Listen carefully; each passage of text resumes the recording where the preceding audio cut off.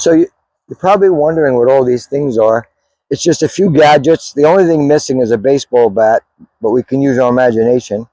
I always like to talk about the golf swing and relate them to other things that you may have done or seen people do, and you'll see that it's really not the complicated thing everybody's making it out to be. Young lady, what are you shooting?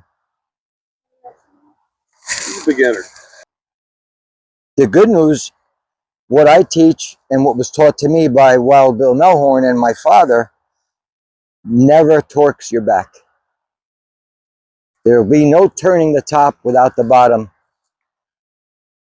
I think that was Bill's, that was my dad's, and that's my biggest complaint of mainstream education. Aside from them having you think about a million things, they're asking you to contort your body in such a way that you wouldn't do in any other sport. So let's go through them.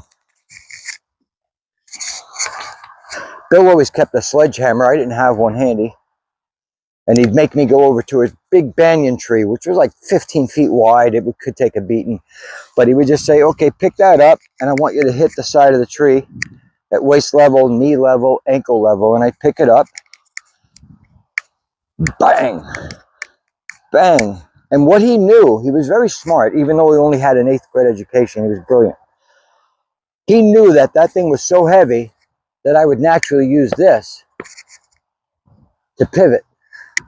I would never tell myself picking up a sledgehammer or an axe, keep my arm straight, head down, keep my foot planted, turn the top, don't turn the bottom, keep it low, cock my... I would never have this conversation in doing something like that. I would just pick it up and swing it back.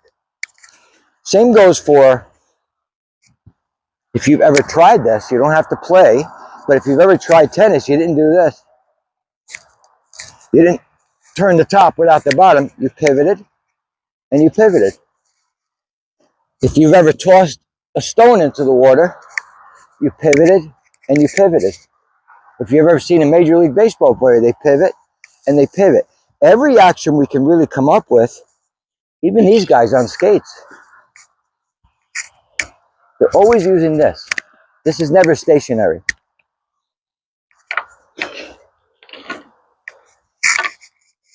There are some people that you're going to run across on the internet, and the kids are going to be on the internet because they like golf, and they're going to be looking, and you're going to hear a lot of nonsense, all thousands of opinions on how to move that. Watch the javelin. Pay attention. Don't fall asleep, mommy. Right. Watch my hips. I'm just throwing this stick. Now, have you ever seen a shot put? It's a big lead ball. The guys put it right here. They pivot and pivot. The disc, you name the athletic action, we're pivoting.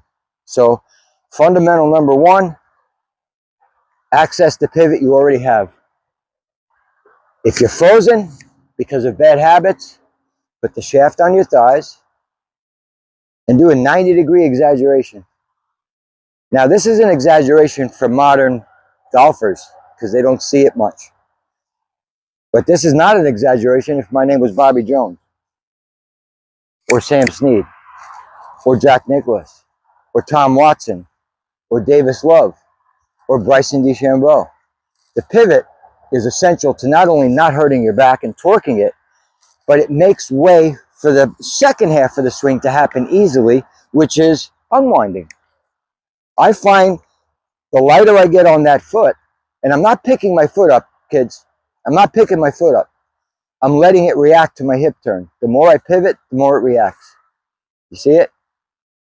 But the lighter I get on this, the easier it is to get it the heck out of the way. The more I restrict this and keep this down and keep this still, Max, if I keep my head still and my foot down, if you stare at the floor, I'm going to make you run a lap. You got to look at me. The more I restrict this and keep this still, the more likely I am to get jammed up and in my own way. Now, if you've ever seen a baseball player hit a foul ball to first base, they got around and in front of the bat and they're stuck. They can't follow through and they hit a foul ball. Some make a great pivot and send the bat and they hang back and they hit it to third base, left field. Golf, we don't have that luxury of a diamond. We got to send it over the pitcher's head and the second baseman's head and out to center field. And to do that, we need timing. So to time a baseball going straight, where do I get that timing? And why is this damn game so difficult compared to other sports? I'm going to tell you why, and we're going to overcome it. In baseball, the ball's moving, and me, the athlete, I'm reacting. I'm not thinking. I'm reacting. In tennis, the ball's coming at me. I'm reacting. The athlete in me is coming out. If you pass me a basketball and I have people covering me, I'm reacting. In golf, there's nothing to react to. We're initiating. Giving us time to allow the enemy in, which is thinking. And thinking produces tension. And tension produces this.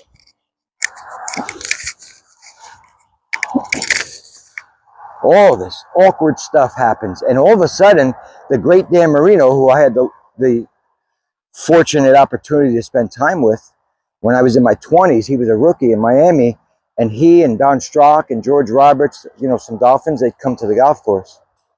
And Dan's sitting here like you are watching me hit balls, and he's like, meanwhile, I was quarterback in high school, and I'm looking at Dan Marino going, he's like, man, I wish I could hit the ball like that. I can't even get it off the ground. You should have seen Dan Marino, world-class athlete, topping the ball.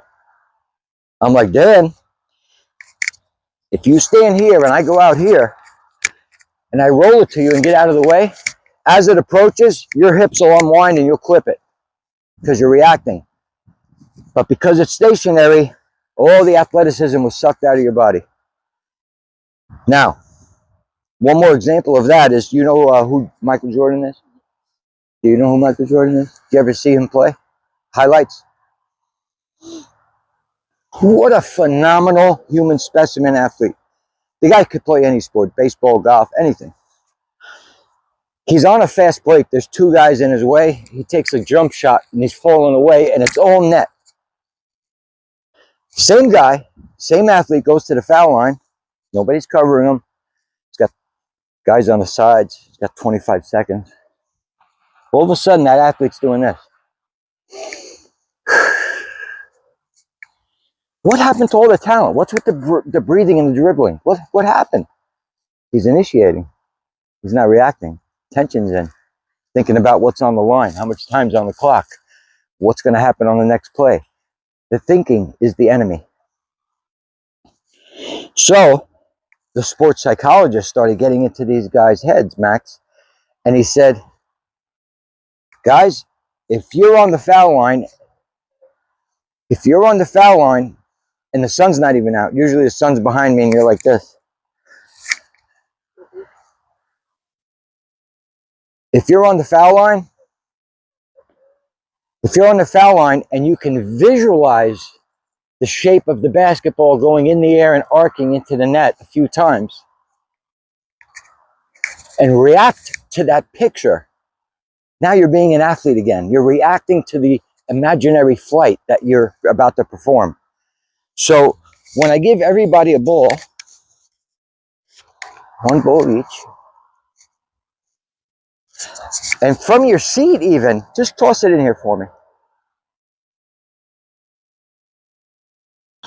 Everybody had pretty much the distance. Nobody thought about how hard they were holding it, how far they went back, when they let it go, what the wrist was doing, where their weight was. You pictured it and went. If I want to hit that cement wall with this 7-iron, I picture it, and I go. I didn't hit it over the tree. I didn't hit it over there. I pictured that, and my body performed the size necessary to do it. Now, fundamentally speaking, once I teach you guys how to hold the club properly and lightly and activate your pivot, from then it's easy. Oh, a lot of beautiful things happen when, sorry? Golf is easy. It's all over I've got 400 videos that say it is. And I've got folks coming from all over the country like yourselves to see why. And I'm also getting wonderful responses from people I haven't even met that are trying what they're watching on the video. And they're, Mike, I'm playing for 10 or 15 years and I never hit it like this. It's more effortless. My back doesn't hurt. I'm not thinking about anything. Now, Nice. it's better, Max. See it, Olivia. Love that finish, Olivia. Now we got some fluidity. Take it.